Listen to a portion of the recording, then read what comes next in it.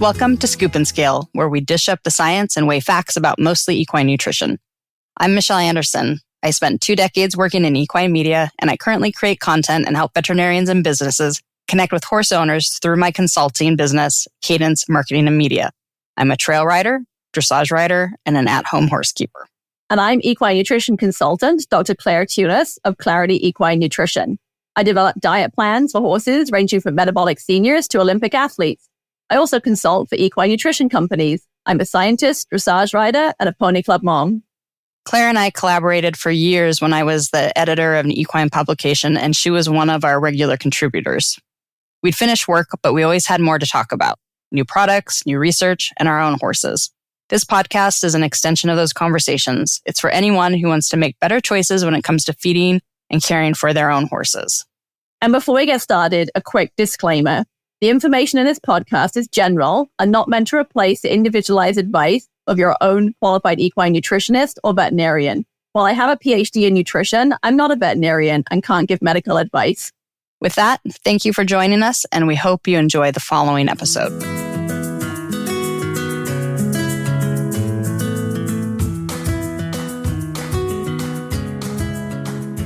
At times over the years, I've felt like my horse's personal chef. Like I'm scooping a bit of this and a bit of that for individual rations for each one of my horses, depending on their age and their work level and other health things they have going on.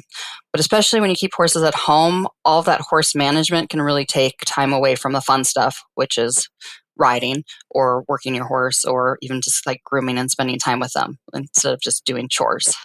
So I went looking for ways to simplify my life. I talked to Claire, and Claire suggested ration balancers. And I've been doing ration balancers for most of my horses for several years. So, Claire, why did you recommend a ration balancer? Yes, well, you're not special, unfortunately. I recommend them to a lot of people. Yeah. Yeah, I mean, because a ration balancer, if you can really maintain your horse's condition on forage alone, then really all you need are the pieces that are not in your forage. And that's how ration balancers are designed. They're designed to give you the bits and pieces that might be lacking in the forage portion of your horse's diet, but they're not really designed to give you a major source of calories. And so for that reason, they have a small serving size. They're very concentrated from a nutritional perspective. And so for a lot of horses that do just fine on their forage alone, they're a really good solution. Yeah. So we talked about bagged feeds in episode 5. So if people want to refer back to that one, we talked about, because it can get so confusing. There's concentrates, there's complete feeds, there's whole grains, there's bagged forages, pellets, all sorts of things. We talked about ration balancers a little bit in that. These ration balancers, they aren't the supplements that come in the small bags on the shelf. They come in usually the big 50-pound bags or 40-pound bags, depending on what brand you're using, that are coming out of the warehouse at your feed store. So it just can be super confusing, I think, as a horse owner, the difference between these ration balancers and the performance and complete feeds. Do you want to touch on that really quick? Because I may have just made it more confusing. Well, I will say you gave away a little gem there without even realizing it when you mentioned that they come in these 40 or 50-pound bags. If you're buying sack feed, pay attention to the size of the bag, because when you're doing cost comparisons, sometimes some companies can be a little cunning in that they actually, it looks like a 50-pound bag, but it actually only has 40 pounds of feed in there. And so when you're doing a cost comparison on a cost per pound basis, sometimes it makes that 40-pound bag of feed suddenly gets more expensive because it's the same price point as a 50-pound bag of feed, but you're getting less feed for that. So, and that happens more commonly, I think, in the ration balancer section of the sacked feed market than it does in the senior feeds and the performance feeds and all those other feeds you mentioned. So I'll just throw that out there. It can be worth doing the math on that. Yeah, well, and 10 pounds is a lot, especially we'll get into the portion sizes of these, but 10 pounds is a lot of difference. And then also, I think, we're experiencing shrinkflation. It's kind of the term in like everyday life. I notice like my cereal box, there's just less cereal. So you do have to keep an eye on that because things may have been one way, but sometimes they change too. So right, exactly. But yeah, I mean, there are all these different, to your point, there are performance feeds, there are textured performance feeds, pelleted performance feed, textured senior feeds, pelleted senior feeds, ration balances. And then you have what I grew up calling straights, which is just like just beet pulp, just rice bran, just oats, right? You get all that as well. So when do you need all those things? And we did touch on that a little bit in other episode 5. But as I mentioned just a little bit ago, I really look at when I build out a diet for somebody, we always start with the forage, right? Because forage is a foundation of every horse's diet. And if you can maintain your horse and they can do the job you need them to do, maintaining their condition just on forage, great. Then you just need those missing pieces, which would be your ration balancer. If they can't maintain their condition or do the job you need them to do on just forage and ration balancer, then you are looking at these more calorie dense feeds, which are going to be your performance feeds, your senior feeds and the like. Or you might be somebody who actually likes to kind of use those straights. And I know I have clients who beet pulp, rice bran, oats. Well, those are not fortified. They have no vitamin mineral premix added to them. So then you would use that ration balancer as your vitamin mineral premix to add to those unfortified kind of raw ingredients to make sure that your horse is getting all of the quality protein, vitamins and mineral nutrition that they need to meet all of their requirements. So yeah, generally with the ration balances, we're maybe thinking, if I wanted to stereotype the horse that we're thinking of, we're thinking about the easier keeping horses. They might be working quite hard, but they maintain their weight doing that hard work just on forage. It may be, as I said, you personally, for whatever reason, you've chosen to feed oats, rice bran, beet pulp type feeds, and you need that fortification. And, the ration balances can also be used to top off those performance feeds if you're not feeding them properly. And we touched on that in episode 5, that it is really important to follow your feeding directions. And so if you're somebody who, your horse needs a bit more than a ration balancer, they need more than sort of 1-2 pounds of ration balancer per day, but they don't need that 6-8 pounds of performance or senior feed per day. So you're feeding like 3 or 4 pounds of those higher calorie feeds.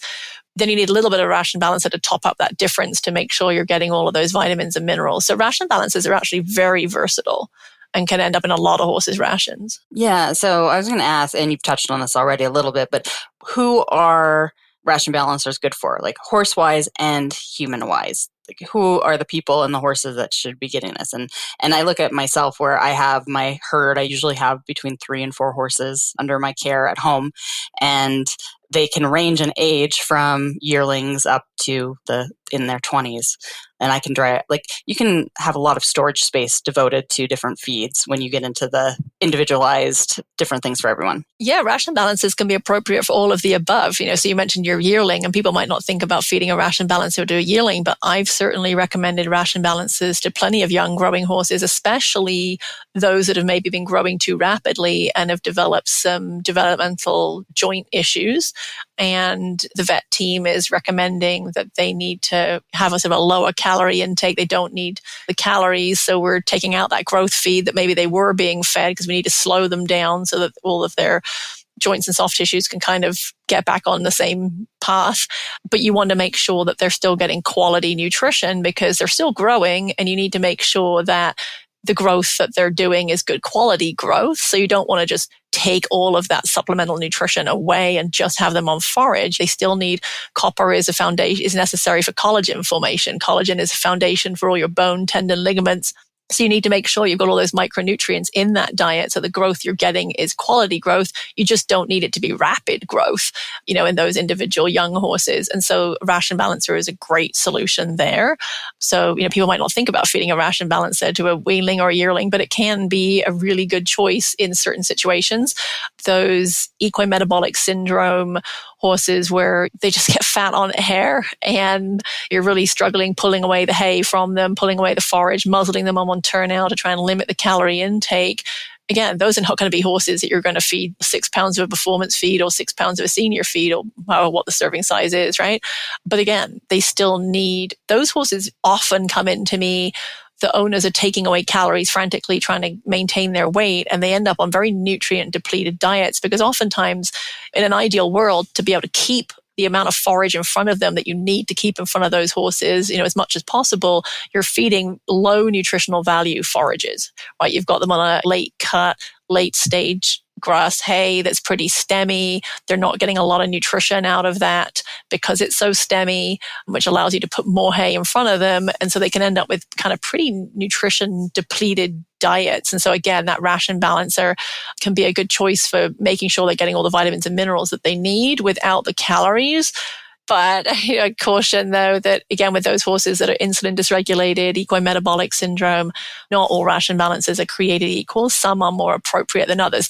On paper, they all look very similar, right? They tend to be high protein, 30% protein, highly fortified, and they all kind of look a little like that. And the numbers for all the things that are in them are not that different oftentimes. But obviously with those horses, the non-structural carbohydrate, the starch and sugar component is really important. And on the one hand, we're only feeding small amounts, and we can talk about serving size in a bit. But on the one hand, if you're only feeding 1 pound, 2 pounds of something a day that's higher in NSC, you're not adding that many grams of NSC to the diet. But for some of those horses that are super sensitive, it can be an issue. And obviously we try to keep the non-structural carbohydrate intake as low as possible. And different ration balances have different levels of non-structural carbohydrate. So they're not all appropriate from an NSC standpoint for those more sensitive insulin dysregulated horses. So that's something to keep in mind. And as a consumer, that can be the decision of whether you go with company A's ration balancer or company B's ration balancer. It could be, in that instance, the non-structural carbohydrate content of the two could make that decision for you. Yeah. So you mentioned the versatility in the horses that can have the ration balancers.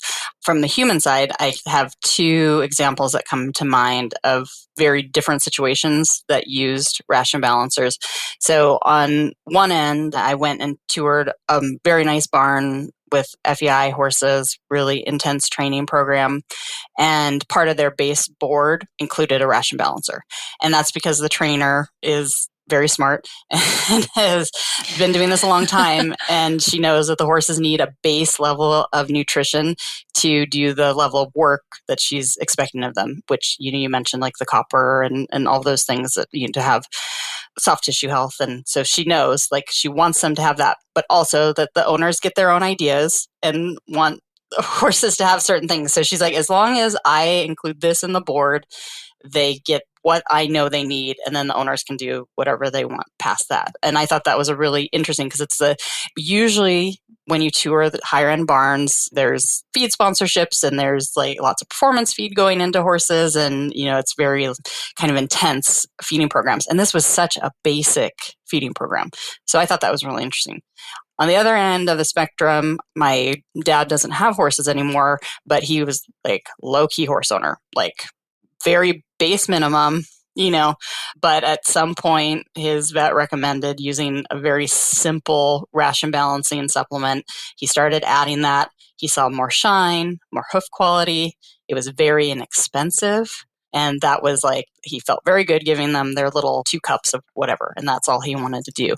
And so completely different kinds of horse owners, but the products worked for both. I just thought that was kind of interesting. Yeah, and you mentioned earlier kind of being a chef in your feed room. And I think people get there because they don't feed their senior or performance feed properly. They're doing the right thing. They're feeding to condition, right? So they're like, oh, the horse looks great, so I can only feed 2 pounds of this performance feed or this senior feed. If I fed any more, he'd be fat. So they're doing the right thing there. But because they're not feeding it properly, they're not getting all those vitamins and minerals. And suddenly they have issues with hoof quality or coat quality or skin issues. And so then they grab their favorite hoof supplement or their coat supplement. So it's not, it's very common for me to work with people who, come in with a couple of pounds of a senior feed or performance feed and a hoof supplement and a this supplement and a that supplement. And I end up putting them on a ration balancer, and they'll initially be concerned because I've taken away their hoof supplement, and I have to explain to them, no, you have more trace mineral nutrition now, more quality protein and amino acids now with this ration balancer than you did with your hoof supplement. So you don't need your hoof supplement anymore.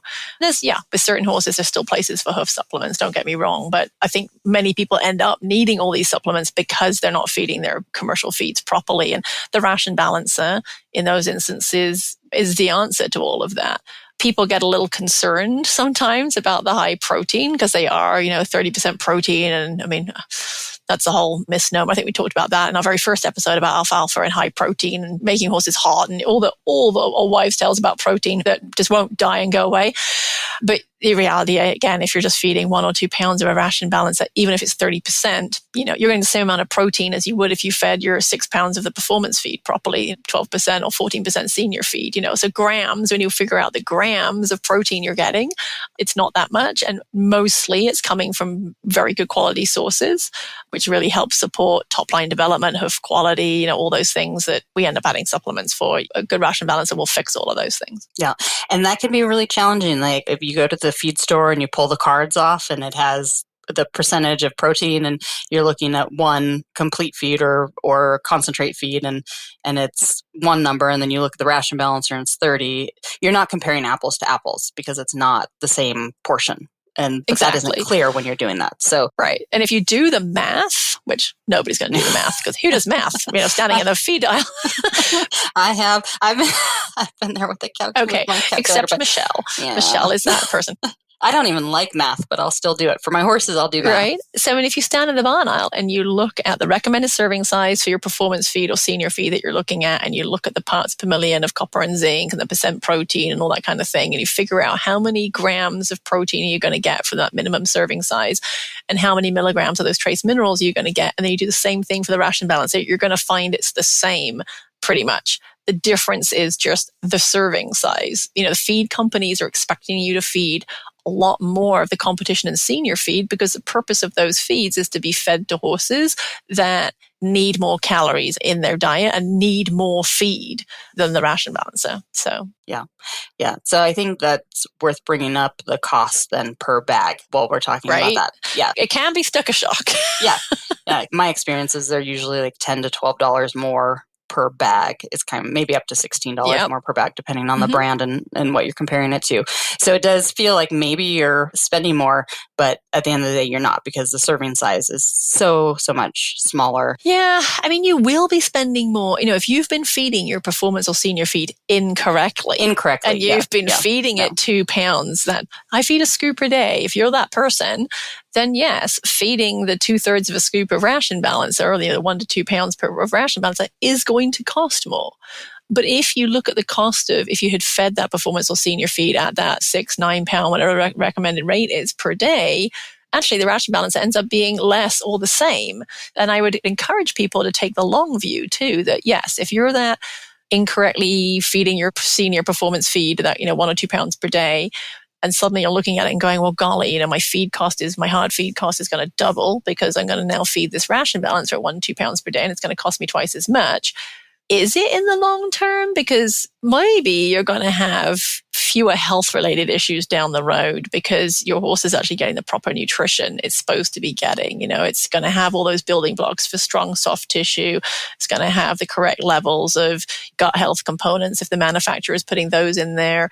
So you have to kind of like take the bigger picture and the longer view to understand that, yes, your feed bag dollar, you may be spending more, but you're likely going to be saving yourself money in other places. Again, maybe your horse won't lose shoes so frequently because the hoof quality is going to be better. And so you won't have to be calling the farrier out so often. I know I'm bad at that as a horse owner. Like I don't add things up across categories and try not to add things up at all, actually. But anyway. No, just be in denial about how much it all costs. But no, so ration balancer, I spend less than $1 a day per horse on ration balancer. And so that's... Yeah, for sure. Yeah.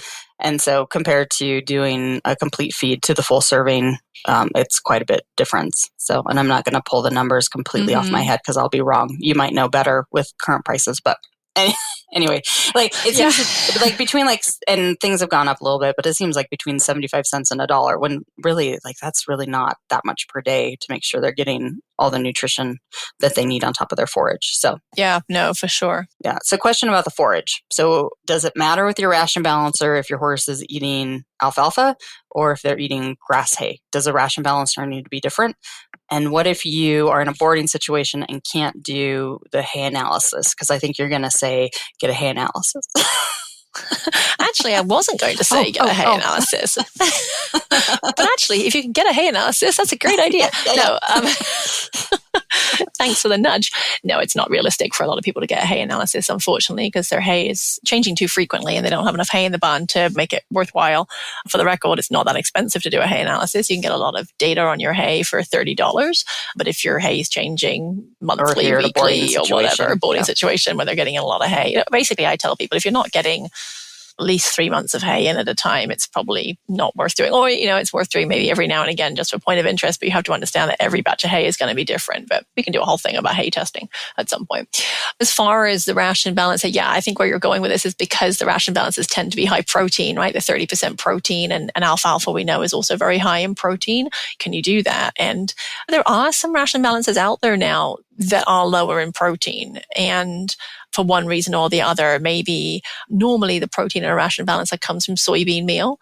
And there's been some pushback from owners not wanting soy in feeds. I personally don't have a problem with soy in feeds, but I understand that there are a number of people that feel their horses are sensitive to soy. And certainly there are situations where I'm like, yeah, let's just take the soy out and see what happens. I'm not on the anti-soy bandwagon at all, but I think there's time and a place for trying everything, right? So there are a number of feeds now available that don't have soybean meal as the source of protein. And so they're coming in with a much lower crude protein value, more like 12%. Interestingly, though, just be aware that those non-soy ration balances tend to be higher in non-structural carbohydrate. So the ones I'm familiar with that are more in that 12% crude protein tend to have a non-structural carbohydrate of around sort of 16, 18%, whereas the 30% ones generally have a non-structural carbohydrate of more around sort of 11, 12%, maybe 13%. So just kind of put that out there just to be aware of. Don't get so hung up on trying to get rid of the soy that if you have an insulin dysregulated horse that you inadvertently then feed them something that's a little higher in NSC. And then there are some regional companies, especially out on the West Coast, that for a long time have done alfalfa-specific lines of feeds to really balance the specific forages. And they work very nicely for that if you're somebody that's feeding a high alfalfa diet. But I typically don't recommend feeding more than 25, 30% of the diet as alfalfa. Those horses, that gives them plenty of protein. And I don't worry about a horse having a 30% ration balancer in that situation because, again, the quality of that protein is better than they're getting from their forage. So they're likely going to get some essential amino acids that maybe would be a little harder to get out of their forage, even when it's alfalfa. So personally, I don't worry about that too much for the average horse. If I have a horse that maybe has some medical issues where that's more of a concern, then yes, I'm going to pay more attention to that. But generally, I'm not concerned. But I'm also not feeding very many horses more than 30% of their forage is alfalfa. Yeah. So if we consider beet pulp a forage, which we typically do, can we add our ration balancer to beet pulp if that's something that we like feeding our horses or want to increase calories for them? Yeah, absolutely. And so that it does make it great. If you're somebody that wants, as I said earlier, if you want to go that kind of more beet pulp, adding some kind of pellets, hay pellets, maybe you get grass hay, but you want to feed some alfalfa pellets or cubes. Again, just make sure that, there are some fortified pellets out there and cubes out there where they're adding the vitamins and minerals. So pay attention to that you're not adding a ration balancer to an already fortified hay pellet, especially if you're actually, like here in Arizona, we have quite a lot of people that don't feed hay. They just feed fortified hay pellets. You wouldn't want to add a ration balancer on top of that. You're already feeding the horse's entire forage requirement from a fortified pellet. The ration balancer is in that pellet. You don't need a ration balancer as well. So there is a little bit of a psychological thing to this feeding our horses, and that's where we want to give them more. And I know that was hard for me in my transition to a ration balancer because it's such a small amount, the 1 to 2 pounds, depending on the horse that I'm feeding. How do you help horse owners get over that? Like to tell them stop? Yeah. Because I find myself creeping if I'm dishing. So we've talked about how I do have the eye feeders that you recommend that are the automatic feeders. And then in that way, my horses get exactly the weight that they're supposed to. But when I'm dishing up for my horse that's boarded for the winter, I do find myself like wanting to round my thing. I know how much it weighs if it's flat, and I just like, oh, but she wants a little more, So, or I have another mare who's just like, she thinks that she's being starved and would like to be eating as long as the other harder keeping horses and demands more. So how do you get over that? Or do you run into that a lot with your horse owners? Am I alone? Maybe this time you are special. No. Yeah, just stop. No. Yeah. But that, I mean, it's an epidemic with our dogs in general, and my dogs are in good condition. But that's a major challenge when I've talked to small animal veterinarians. People overfeeding their dogs because they're loving them to death. Yeah, no, it's true. I mean, it is hard. Yeah, just know that if you're feeding them the correct amount of forage, that's where the nutrition is. It's just putting it in a bucket is, as you say, it's all psychological for you. They're getting all the calories they need from their forage if they're maintaining on their forage, and that really it is like taking a multivitamin. Maybe that's the way to think about it. Like, you wouldn't take more than your one a day women's every day. Yeah. Right? I mean, you might go eat some chocolate, but you're not going to go eat 5 one a day women's every day because you're feeling like you need a little something, right? Yeah. So think of it maybe that way, that's what this is. This is really, it's not a meal in the way comfort food sort of thing mentality, right? It is a vitamin mineral supplement in a feed form. And so, you wouldn't go grab a handful of one a day women's. So don't feed your horse more than the minimum amount. Yeah, so that's a good segue, I think, to a question about the difference between a ration balancer and a multivitamin supplement. Because we have those two. It's usually like a 2-ounce scoop that you can give. And those have a place, I'm sure, in feeding. But I think it can be confusing. So what's the difference between that little scoop and the ration balancer? And do you need to add that little scoop on top of your ration balancer? No, is the answer to that one. I did know the answer. I was just asking it. Stop adding all the things. Anyway, no, it's a great question. So yes, there are ration balancing supplements, and they tend to give you most of the horse's necessary supplemental vitamins and minerals in more of kind of a 4 or 6 ounce serving size, right? So what you're not getting with those is you're not getting a lot of protein, and you're not getting a lot of the macro minerals, the ones that have gram quantities like calcium, phosphorus, magnesium, because they're in gram quantities. They result in a much larger serving size. You can't get a lot of calcium, a lot of grams of protein, a lot of grams of individual amino acids and the like in that 4-6 ounce serving. It just wouldn't fit. That's what turns it into a 1-2 pound serving. They are a little more focused on the trace minerals and the vitamins than they are on what we call the macro minerals and a lot of broad spectrum whole protein. Oftentimes they'll have, like 10 grams of lysine and 5 grams of methionine, which are the essential amino acids, but you're going to get more grams than that from your ration balancer than you will from the ration balancing supplement. So I do use those supplements occasionally, and where I tend to use them is where I have the really overweight pony type clients where we're really struggling to get the calories out of this diet, and I'm struggling to really keep enough forage in front of them. And so I want to be able to maximize that forage. So even though your ration balancers are, only probably giving your horse somewhere between sort of, 1.1 and 1.3 megacalories per day, it's still 1.1 and 1.3 megacalories per day. And so I can get that back by kind of using one of these very small serving size supplements. So yeah, they have a place. That's how I personally use them. But again, a lot of them don't have enough.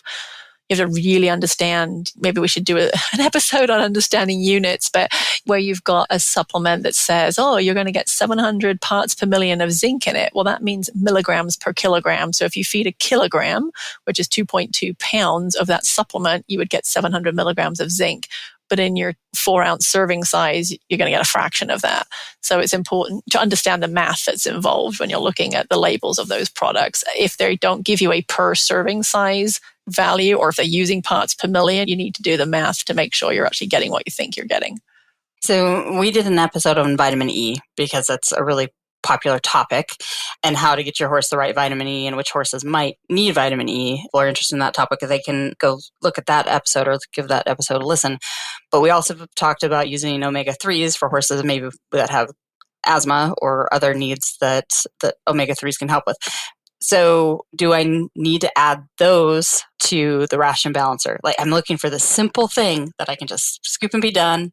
Yeah. Do I need to add those other things that we're finding that the horses need? Maybe, yeah. And it can depend on the horse. I think salt's the other one. Oh, well, me and salt. It's always add the salt. Always add the salt. So yes, salt, absolutely. 2 tablespoons for an average size horse, 1 tablespoon per 500-pound body weight every day, 365 days of the year. Yes. It's your cheap colic insurance. The vitamin E, most good ration balancers are probably going to give you, around about 1,000 IUs of vitamin E per serving, which is going to meet the needs of most horses. But, and it's a big but, and we cover this in detail in that episode, horses utilize vitamin E differently. Some metabolize it quite quickly, others don't. If you have a horse that's, a quick metabolizer of vitamin E, that 1,000 IUs may not be adequate. So all horse owners should be testing their horse's vitamin E. And sadly, you have to test every horse because of that variation between individuals. If you've got 3 horses, you can't just test one and go, well, then the other 2 will be the same, because they may not be. So I add vitamin E based on blood work as needed. But yes, you may need extra vitamin E. And then the omega-3s, they're not very heat stable. So, as they've been through processing, feed processing, they may not be as much omega-3s as you might think in the feed. And oftentimes most feeds don't have a lot of omega-3 in them anyway. The ration balances is very heavy on the protein.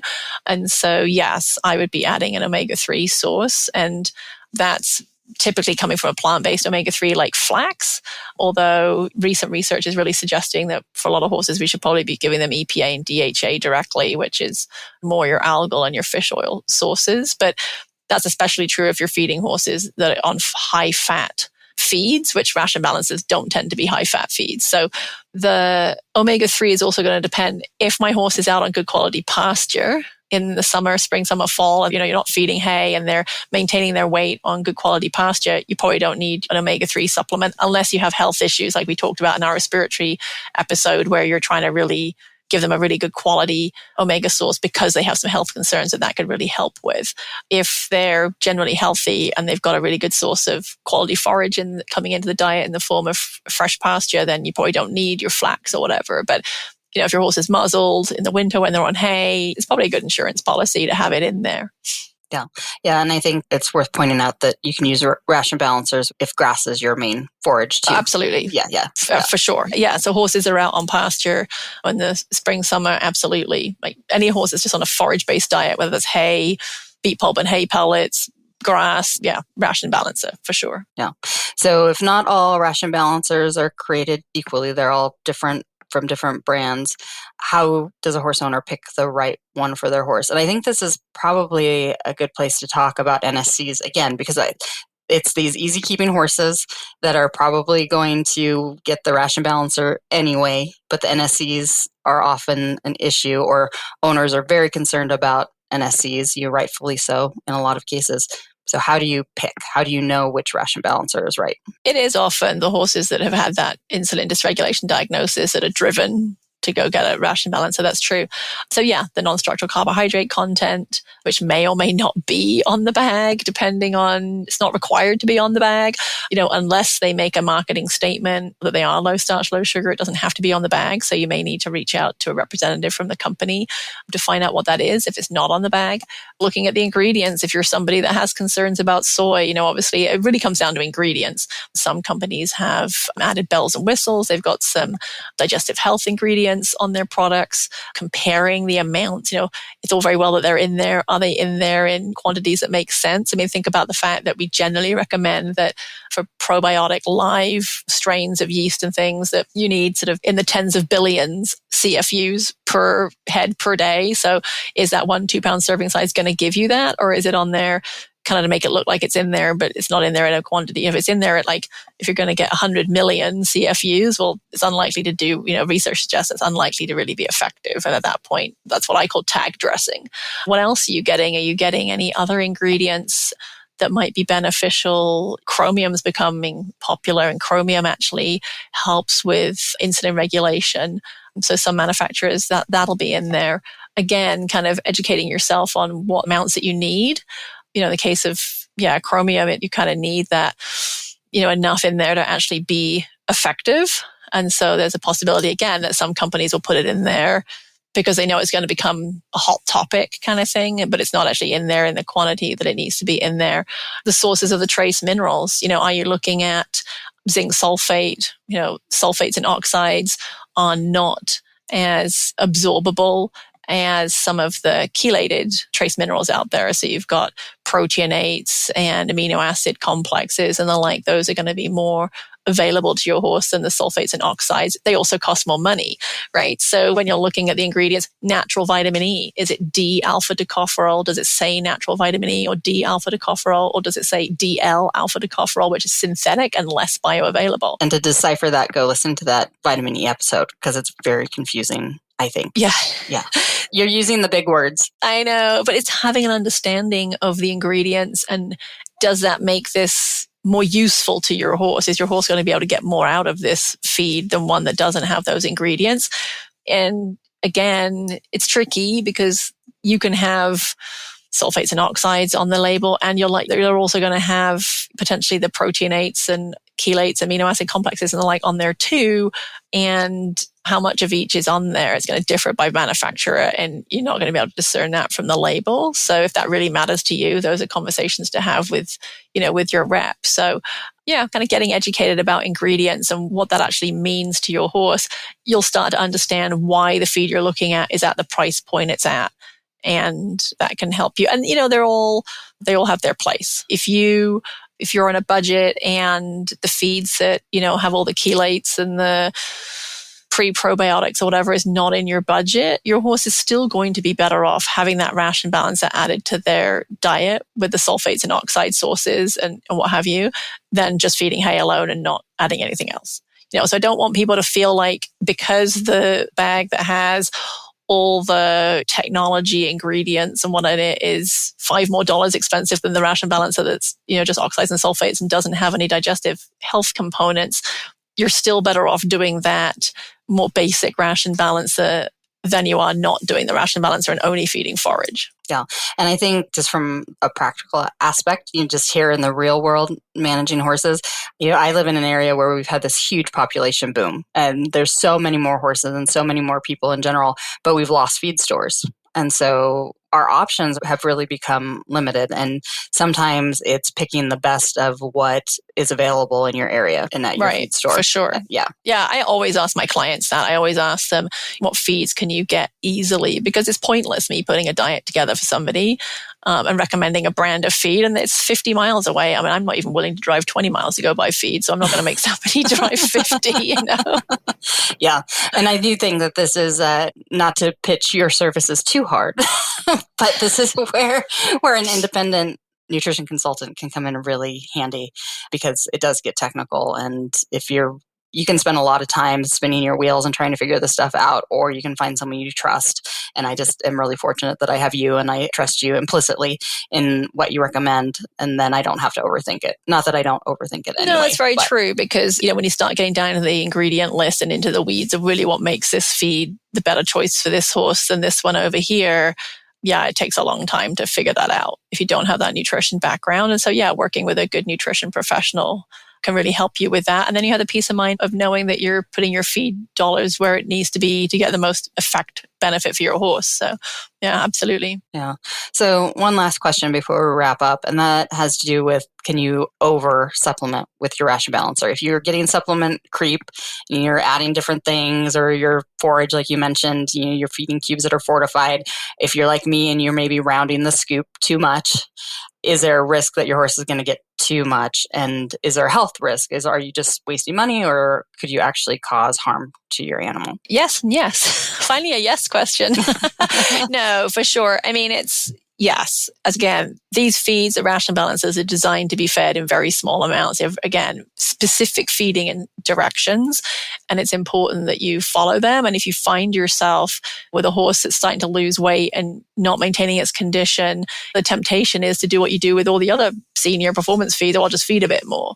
But that's not how the ration balancer is designed to be fed. It's designed to be kept in that small, tight serving size, because it is like that multivitamin. And again, back to, a one-a-day women's analogy, if you start losing weight, you're not going to start eating more one-a-day women's every day to try and gain weight. You're going to eat more calories and go eat some like real food or whatever and get more calories in that way. So can it be harmful? I mean, most of the vitamins and minerals have a pretty high margin of error. If you go too high on them, selenium is the one we always worry about people feeding too much of, because that can, you'd have to feed quite a lot of ration balancer to really get yourself into a tricky situation. But, some people live in areas of the country where their forages are actually naturally somewhat high in selenium. They're adding a vitamin E selenium supplement. They're adding, it's like selenium can creep into the diet in sneaky ways. So yes, this is the same for all feeds. You need to know the manufacturer's recommended serving size, and you need to feed your feeds properly. And in the case of the ration balancer, it's not one where you should be feeding more than they recommend because your horse needs more calories. You need to go back to the drawing board and figure out a different solution. And that may be adding a pound or two of a senior or performance feed at that point. Yeah, or that beet pulp. Yeah. Or that beet pulp, going to a straight, doing the rice bran, doing the beet pulp or whatever. But at that point, you would then, if you chose a fortified feed as your additional calorie source, you would titrate your ration balancer back a little bit. So let's say you've been feeding 1.5 pounds of your ration balancer and you realize, oh, my horse is losing a bit of weight. I think I want to add a bit of a senior feed, and you start adding 2 pounds of a senior feed, then you might drop back your ration balancer to 1 pound. Yeah. And if you keep an Excel spreadsheet, there is a tipping point where by the time you're adding the beet pulp and everything, that you might as well just, from a financial standpoint, switch over to the concentrate feed at the proper serving size, just totally financially, and just to keep it easy. And as I mentioned, I have lots of clients over the years who have fed beet pulp, rice bran, oats or whatever. But to your point, you get to the point where you're adding the ration balancer, 2 pounds of rice bran, 3 pounds of beet pulp or whatever. And you start thinking, why don't you just feed 6 pounds of a senior? Yeah, for sure. So, well, I hope that we've made this a bit more clear for people. Ration balancers are an excellent choice if you're trying to simplify life a little bit. If you have easy keepers, lots of different horses that you're trying to feed, it's a really nice base. I'm glad that Claire convinced me to switch over to them. It really did simplify my life and make feeding time go more quickly every day. So I appreciate that. It also allowed me to use those automatic feeders because I wasn't having to mix and dump the bucket. So that was part of the impetus for that. So anyway, with that, do you have anything that you want to add before we close out? No, I don't think so. I mean, I do love ration balances. I probably recommend more ration balances than I do anything else, to be honest. Yeah. So for our listeners, if you'd like to be part of our conversations, please send your suggestions for future topics and your equine nutrition questions to info@scoopandscale.com. You can also find Claire at clarityequine.com. Yeah, and make sure to subscribe wherever you listen, wherever that might be, where you find your favorite podcast. Share our episodes on your social media. Tell your friends. It means a lot to us to get those recommendations, and the organic growth has been excellent. Yes, thank you for listening, and thank you for riding along with us today.